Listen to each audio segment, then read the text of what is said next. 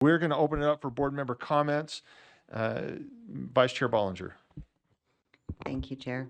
I wanted to second, I appreciate Vice Chair Wood and Member Earl for helping present and represent our state at NASB. It was a great event to go to. And one of the things that really stuck out to me is how much of a focus mathematics is across the country. There were several presentations on mathematics. I found it very fascinating that both California and Texas, which they're two of our biggest states that really drive a lot of our curriculum resources, when California was presenting, they had done a deep dive into what high achieving countries are doing in mathematics, not just in our state or across the states, but in our country. And I just want to read a few things from this slide I took a picture of. They said they taught fewer concepts each year, but taught more deeply. Students produce and discuss multiple strategies. All students receive the same rich curriculum. Data use and data science are infused into across the grades, and math is taught in an integrated fashion. None of the highest achieving countries teaches algebra, geometry, algebra 2, trigonometry separately, or pre-calculus at all. The other thing that I thought was fascinating is that Texas, they have 5.5 million students. They're moving away from curriculum that does not match their own Texas curriculum.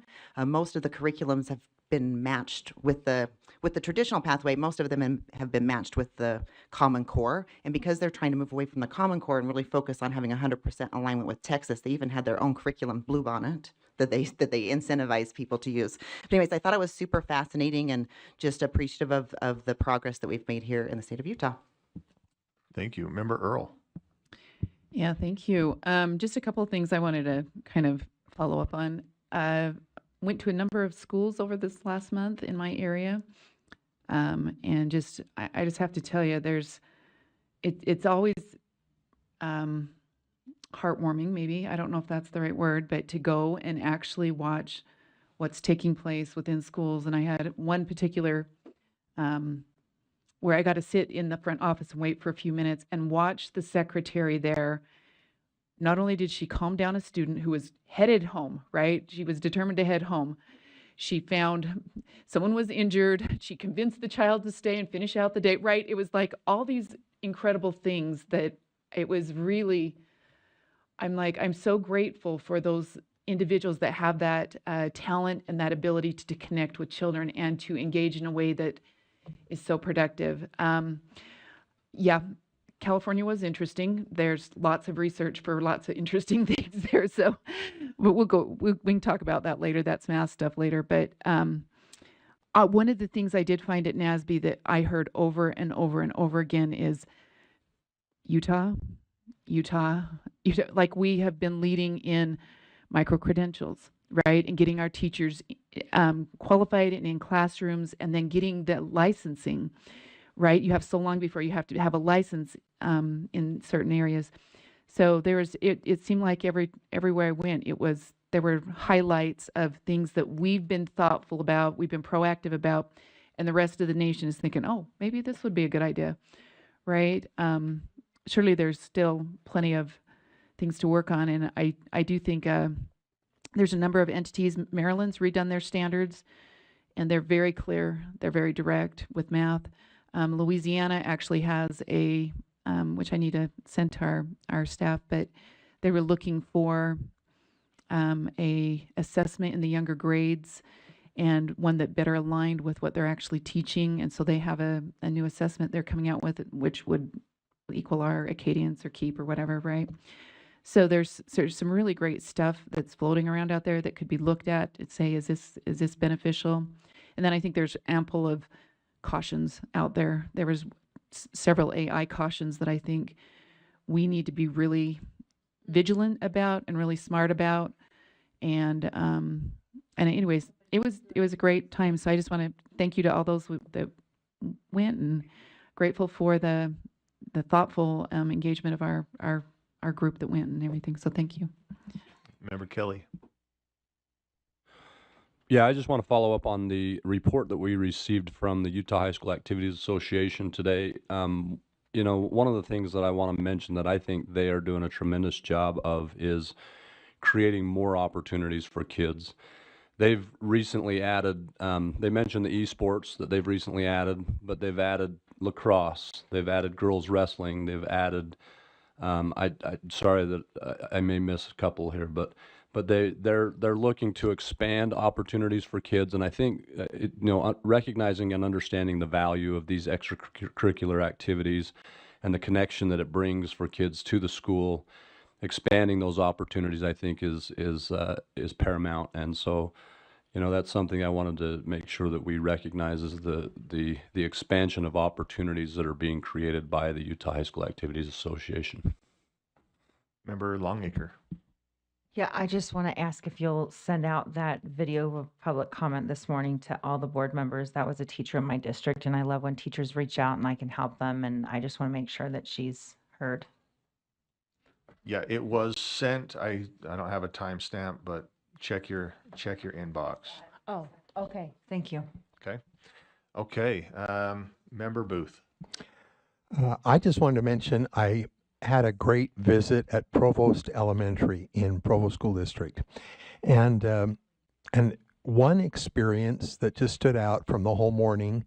I had spent about 3 hours just going up and down in all the classrooms and seeing the work of teams of grade level teachers working with their students and kind of passing and moving the teacher around to various groups within that grade level.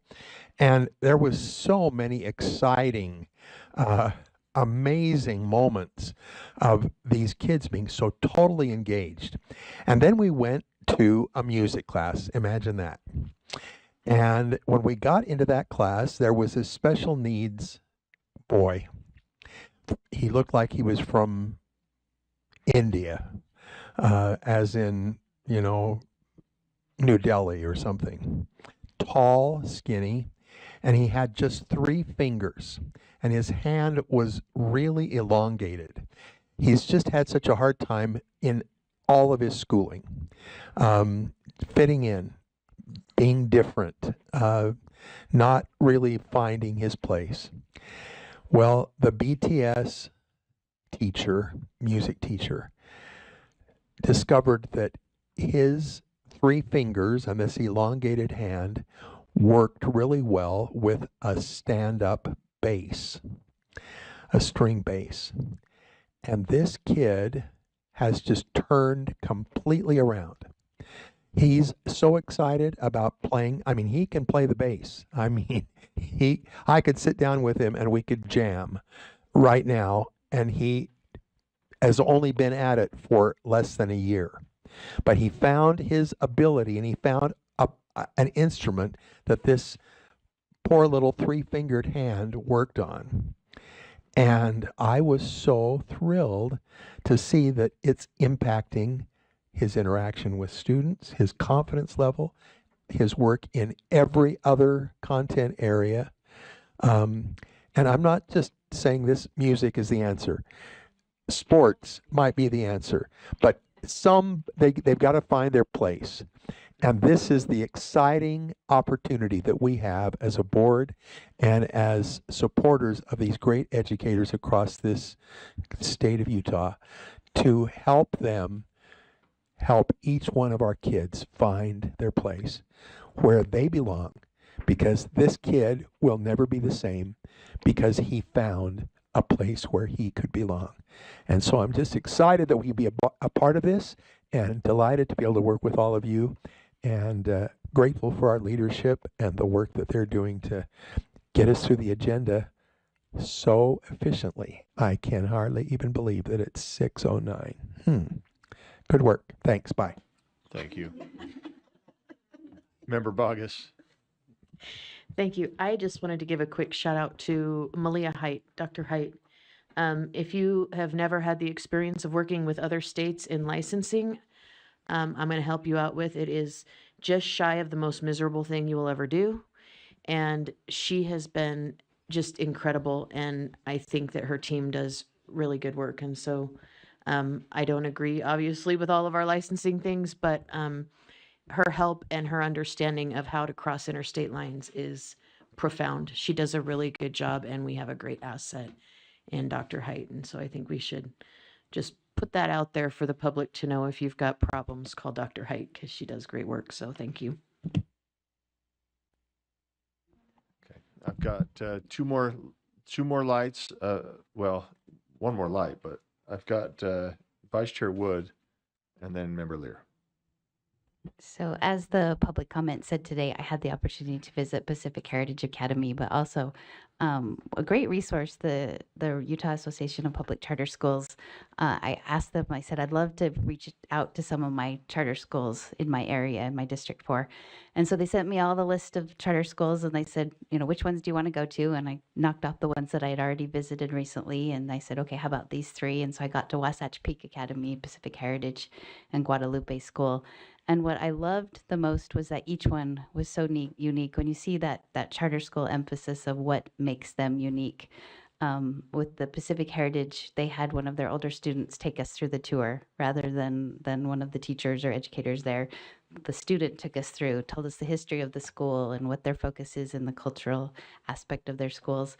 Guadalupe, I got to see the wraparound model where each of their classrooms there's a daytime classroom, which is for the students, and a nighttime classroom for the adults. So they're really looking at that from adult education, preschool, such the wraparound model. And then Wasatch Pink, I loved how they have they're not a dual language immersion school, but they have a language aspect to their charter. And so they went and worked with their traditional public schools to make sure that they were preparing their elementary students to immediately go into their junior high or middle schools and be able to test out of Spanish 1 or 2.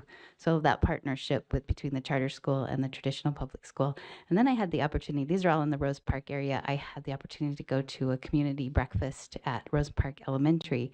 Some community volunteers put on a breakfast, and there were over 100 the parents there, moms, dads, kids, doing a literacy event and eating breakfast. And it was so fun to see all the amazing things happening in that Rose Park area this time. So thank you. Thank you. Member Lear, you are our last light, and I would invite you to make a final motion after you speak. I would love to do that. I just have to make one more comment about the visits I made to some Granite District schools. And I'll come back, I'll say Olympus at the end, but I visited Churchill Junior and Eastwood Elementary and Olympus High School. And the thing that stuck with me about all of them, sometimes you see mediocre administrators. Every one of these administrators was doing interesting, innovative, supportive things in the schools, and that was so refreshing. I especially the best fax teacher too in the state. Oh yes, oh the absolutely best. I met the best. I didn't know it was called fax, but yes, it was Sarah's mom at Churchill Junior. But the thing I have to mention about Olympus, and again, my alma mater, but I haven't. But the way that those, I also was able to have a guided tour from the student body officers, and I was so thrilled that these will be our leaders because these kids were so focused on the right things. I asked them what was their favorite thing about Olympus High School, and I thought they'd say football or, we're cool or whatever. Every one of them told me about a teacher, and that was so impressive. Their principal is amazing. Interestingly, the colors at Olympus, the colors of the school are green and gray, and interestingly, she wears green every single day, according to the students. But beyond that, they gave me an Olympus High School sweatshirt, which I can taunt my East High School grandchildren with. So that was a wonderful bonus. But mostly, these students were so impressive, and the teachers, I couldn't believe how impressive the teachers were. In addition to the one class I mentioned that I saw, the AP psychology class, I saw a pre-engineering robotics class that was, every single seat was filled, and every single one of those students was working independently on a model of something that was way beyond my understanding. But